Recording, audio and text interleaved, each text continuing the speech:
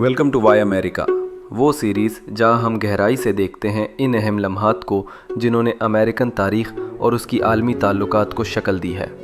इस एपिसोड में हम बात करेंगे कोल्ड वॉर के सबसे ख़तरनाक तसादुम में से एक की, क्यूबन मिसाइल क्राइसिस।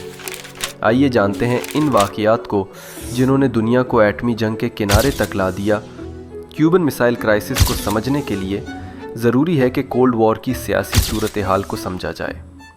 दूसरी जंग अज़ीम के बाद अमेरिका और सोवियत यूनियन दो सुपर पावर बनकर उभरे, मुख्तलिफ नज़रियात के साथ। सरमायादारी बमुकाबला कम्युनिज़म। इस दुश्मनी ने हथियारों की दौड़, जासूसी और कई प्रॉक्सी वॉर्स को जन्म दिया, एक कशीदा आलमी माहौल बनाते हुए। बे ऑफ पिग्स हमला। अप्रैल 1961 में अमेरिका ने क्यूबन महाजरीन के ज़रिए बे ऑफ पिग्स हमला किया, जिसका मकसद फिदेल कैस्ट्रो की कम्युनिस्ट हुकूमत को ख़त्म करना था। ये हमला बुरी तरह नाकाम हो गया। कैस्ट्रो के ताल्लुकात सोवियत यूनियन के साथ और मजबूत हुए और कोल्ड वॉर की कशीदगी बढ़ गई। John F Kennedy. अमेरिका के 35वें सदर के तौर पर कैनेडी को बड़े चैलेंजेस का सामना था, बशमूल बे ऑफ पिग्स की नाकामी और बर्लिन वॉल की तामीर। क्यूबन मिसाइल क्राइसिस के दौरान उनकी क़यादत इस नाजुक सूरत हाल को संभालने में बहुत अहम थी। निकिता क्रुश्चेव, सोवियत यूनियन के वज़ीर आज़म। क्रुश्चेव ने क्यूबा की अमेरिका से कुर्बत का फ़ायदा उठाने की कोशिश की ताकि तुर्की में अमेरिकी मिसाइलों का मुकाबला किया जा सके और क्यूबा पर दोबारा हमले को रोका जा सके। क्यूबा में एटमी मिसाइल रखने का उनका फ़ैसला ताकत के तवाज़ुन को बदलने के लिए एक हिकमत अमली थी। फिडेल कास्ट्रो, क्यूबा के इनकिलाबी लीडर। कास्त्रो ने सोवियत यूनियन के साथ इत्तेहाद किया ताकि अपनी हुकूमत को मज़ीद अमरीकी जारियत से बचा सकें। क्यूबा में सोवियत मिसाइलों की मौजूदगी एक रुकावट भी थी और अमेरिका के खिलाफ चैलेंज का ऐलान भी।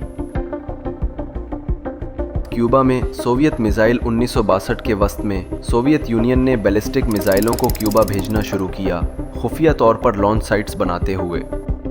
ये मिसाइल, जो अमेरिका के ज़्यादातर हिस्से तक पहुंच सकते थे, अमेरिकी कौमी सलामती के लिए एक बहुत बड़ा ख़तरा थे। U-2 जासूसी परवाज़ें। 14 अक्टूबर 1962 को एक U-2 जासूस तैयारे ने क्यूबा में सोवियत मिसाइल तनसीबात की तस्वीर ली।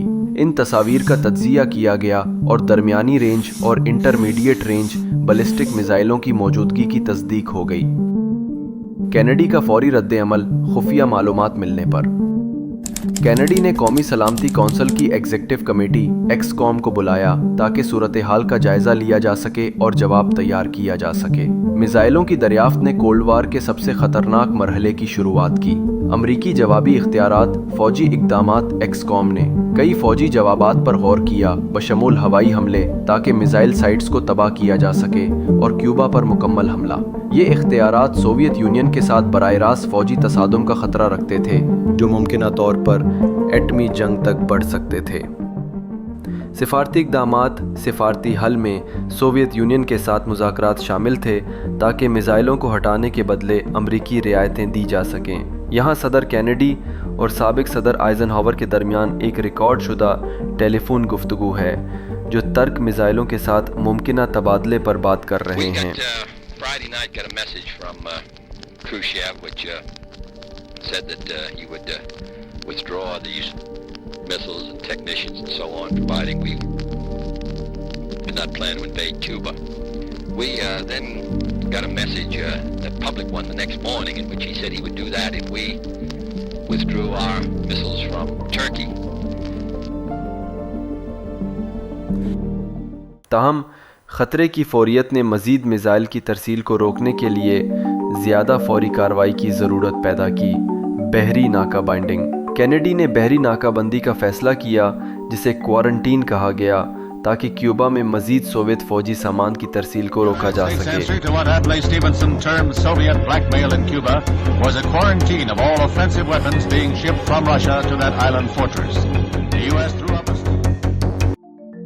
इस कार्रवाई का मकसद सिफारती कोशिशों के लिए वक्त ख़रीदना और अमरीकी अज़म का मुज़ाहरा करना था, बग़ैर फ़ौरी फ़ौजी तसादुम को भड़काए। कैनेडी का अवामी ख़िताब टेलीविज़न तकरीर 22 अक्टूबर 1962 को। कैनेडी ने कौम से ख़िताब किया। क्यूबा में सोवियत मिसाइलों की मौजूदगी का इंकशाफ करते हुए उन्होंने जजीरे के गिर्द بحری ناکہ بندی کے قیام کا اعلان کیا اور میزائلوں کو ہٹانے کا مطالبہ کیا۔ Initial steps be taken immediately. First, to halt this offensive buildup, a strict quarantine on all offensive military equipment under shipment to Cuba is being initiated. All ships of any kind bound for Cuba, from whatever nation or port, where they're found to contain cargoes of offensive weapons, be turned back. Kennedy کی تقریر نے گہرا اثر ڈالا، امریکی عوامی حمایت کو اکٹھا کرتے ہوئے اور بین الاقوامی برادری کو شدید خطرے کے بارے میں آگاہ کرتے ہوئے۔ اتحادیوں نے یکجہتی کا اظہار کیا، جبکہ سوویت یونین نے ناکہ بندی کو جارحیت کی کارروائی قرار دیا۔ بحری ناکہ بندی اور سفارتی کوششیں۔ ناکہ بندی کا نفاذ۔ امریکی بحریہ کے جہازوں نے کیوبا کے گرد ناکہ بندی کی لکیر قائم کی، سوویت جہازوں کی نگرانی اور روک تھام کرتے ہوئے۔ پہلا اہم امتحان 24 اکتوبر کو آیا، جب سوویت جہاز ناکہ بندی کی لائن کے قریب آئے۔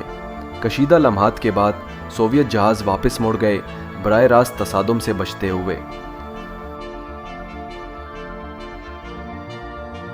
امریکہ اور سوویت یونین کے درمیان شدید مذاکرات ہو رہے تھے۔ رابرٹ کینیڈی، صدر کے بھائی اور اٹارنی جنرل، نے ان خفیہ رابطوں میں سوویت سفیر اناتولی ڈوبرینین کے ساتھ اہم کردار ادا کیا۔ اقوام متحدہ کی شمولیت۔ اقوام متحدہ بھی بحران کا مرکز بن گیا۔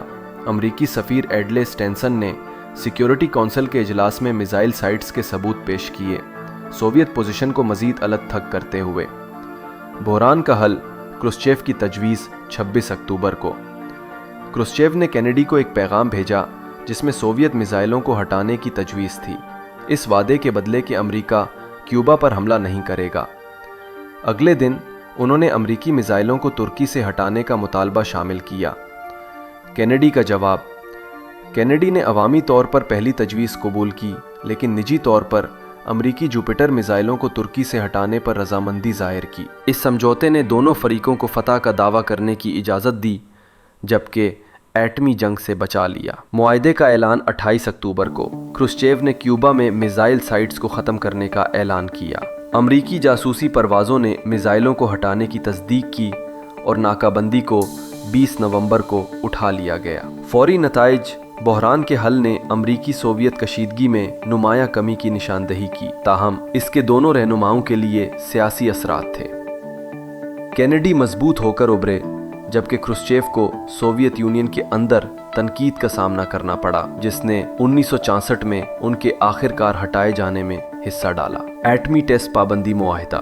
بحران نے ایٹمی ہتھیاروں کو کنٹرول کرنے کی نئی کوششوں کو جنم دیا، جس کا نتیجہ 1963 کے جزوی ایٹمی ٹیسٹ پابندی معاہدے کی صورت میں نکلا، جس نے فضا، خلا اور پانی کے اندر ایٹمی ٹیسٹوں پر پابندی لگائی۔ ہارٹ لائن معاہدہ۔ واشنگٹن اور ماسکو کے درمیان ایک براہ راست رابطے کی لائن، جسے ہارٹ لائن کہا جاتا ہے، قائم کی گئی تاکہ سپر پاورز کے درمیان فوری اور براہ راست رابطہ ممکن ہو سکے، حادثاتی جنگ کے خطرے کو کم کرتے ہوئے۔ کولڈ وار کی حرکیات میں تبدیلی۔ کیوبن میسائل کرائسس نے کولڈ وار پر گہرا اثر ڈالا، ایٹمی ہتھیاروں کی تباہ کن صلاحیت کو ظاہر کرتے ہوئے اور امریکی سوویت تعلقات میں زیادہ محتاط طریقے کو جنم دیتے ہوئے۔ اس نے عالمی تنازعات کو روکنے میں سفارتکاری اور بحران کے انتظام کی اہمیت کو اجاگر کیا۔ اہم سبق اور میراث۔ سفارتکاری اور بحران کا انتظام۔ بحران نے سفارتکاری کے اہم کردار اور بین الاقوامی تنازعات کو حل کرنے میں مؤثر رابطے کی اہمیت کو نمایاں کیا۔ یہ ایٹمی بنیاد پر خطرے کے کھیل کے خطرات اور متوازن جوابات کی ضرورت میں ایک سبق کے طور پر کام کیا۔ مسلسل متعلقہ کیوبن میسائل کرائسس جدید تاریخ میں ایک اہم واقعہ بنی رہتی ہے، ایٹمی مسلح ریاستوں کی حکمت عملیوں اور پالیسیوں کو شکل دیتے ہوئے۔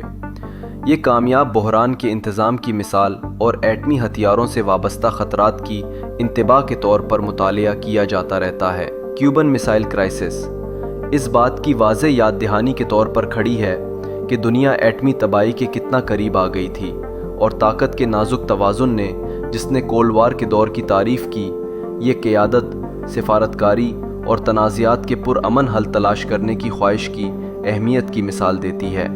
Join us next time on وائی امریکہ، جب ہم مزید ان لمحات کو دریافت کریں گے جنہوں نے قوم کی تاریخ اور عالمی سطح پر اس کے کردار کو شکل دی ہے۔